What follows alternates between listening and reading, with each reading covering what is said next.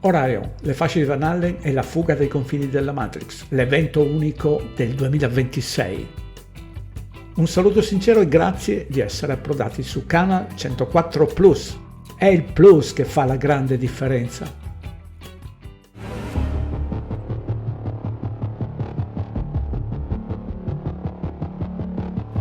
Orion si sta preparando al lancio.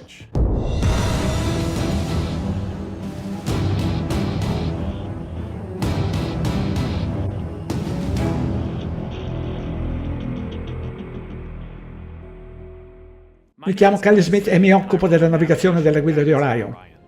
Orion è la navicella spaziale di nuova generazione della NASA, progettata pensando alla versatilità. Può portare gli astronauti più in profondità dello spazio di quanto siamo mai arrivati prima su un asteroide o persino su Marte.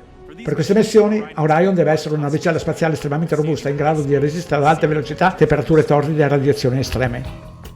Kelly Smith, ingegnere di guida e navigazione aerospaziale 2010. Il lavoro di Smith alla NASA si concentra sulla navigazione di bordo e sulla guida al rientro di Orion. Ha anche ricoperto il ruolo di responsabile della traiettoria per il volo di prova del 5 dicembre 2014. Il mio compito era monitorare la traiettoria, reagire alle anomalie e prevedere la traiettoria di rientro e il punto di ammaraggio. Prima di inviare astronauti nello spazio a bordo di Orion dobbiamo testare tutti i suoi sistemi. E c'è un solo modo per sapere se abbiamo fatto tutto correttamente, farlo volare nello spazio.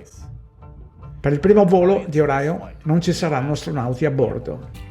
Un momento, mi chiedo, perché non ci sarà nessun astronauta a bordo? Non l'avevano già fatto prima? Voglio dire, come hanno fatto a passare attraverso le radiazioni di Van Allen nel 1969? Sentiamo cosa ha detto Alan Bain nella missione Apollo 12, estratto dal video Il grande inganno ODD TV del 1 agosto 2018. Nessun effetto dannoso con la cintura Van Allen? No, non sono sicuro che siamo andati abbastanza lontani per incontrare la cintura di radiazioni Van Allen, o forse l'abbiamo fatto. Iniziando ad un'altezza di 1000 miglia ed estendendosi per oltre 25.000 miglia, ci sono le letali bande di radiazioni chiamate la cintura di radiazioni di Van Allen. Ogni missione spaziale nella storia con esseri umani a bordo, sia degli Stati Uniti che dell'Unione Sovietica, dalla prima del 1961 al presente, sono stati ben al di sotto di questo campo di radiazioni. Mercury, Gemini, Soyuz, Skylab, lo Shuttle hanno mantenuto un'altitudine ben sotto le 1000 miglia, tutte eccetto l'Apollo. Ma non sono a distanza dalla cintura delle radiazioni Van Allen, e se l'abbiamo fatto non è stato un problema. Se l'abbiamo incrociate, abbiamo costruito sia la navicella che le tute per non dare problemi agli uomini. Non si fa qualcosa solo per sperare che funzioni, si studia per vedere quali sono le minacce, l'ambiente, e poi si decide quanto deve essere spesso il metallo sulla navicella per passare attraverso questo tipo di radiazioni o questi tipi di meteoriti che non crei danni, e l'abbiamo costruita con questo modo. La cintura va da 1000 miglia a 25.000 miglia sopra la Terra. Allora ci siamo passati giusto attraverso. Nessun effetto su di voi? Nemmeno lo sapevo e non penso nessuno. Forse qualcuno ha detto che siamo passati attraverso la cintura di radiazioni, ma non l'abbiamo sentito nulla all'interno. Non abbiamo avuto alcuna ulteriore radiazione. Come vedete, i team dell'Apollo non sapevano nulla di questa cintura di radiazioni mortali che poteva ucciderli e non sono stati influenzati. Ci stiamo dirigendo a 3600 miglia sopra la Terra, 15 volte più in alto rispetto alla Stazione Spaziale Internazionale. Man mano che ci allontaniamo dalla Terra, attraverseremo le fasce Van Allen, una zona di radiazioni pericolose. Radiazioni di questo tipo possono danneggiare i sistemi di guida, il computer di bordo o altri dispositivi elettronici di Orion. Naturalmente dovremo attraversare questa zona pericolosa 2 volte, una all'andata e una al ritorno. Ma l'Orion è protetto. La schermatura verrà messa alla prova mentre il veicolo attraversa le onde di radiazioni. I sensori di bordo registreranno livelli di radiazione che gli scienziati studieranno. Dobbiamo risolvere queste sfide prima di inviare esseri umani in questa regione dello spazio.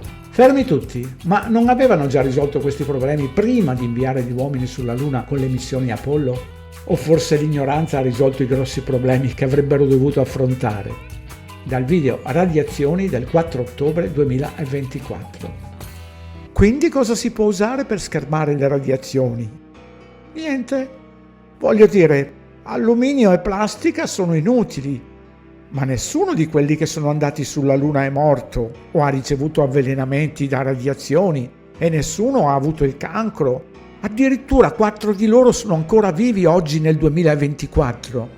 Quindi come ha potuto superare queste radiazioni l'Apollo?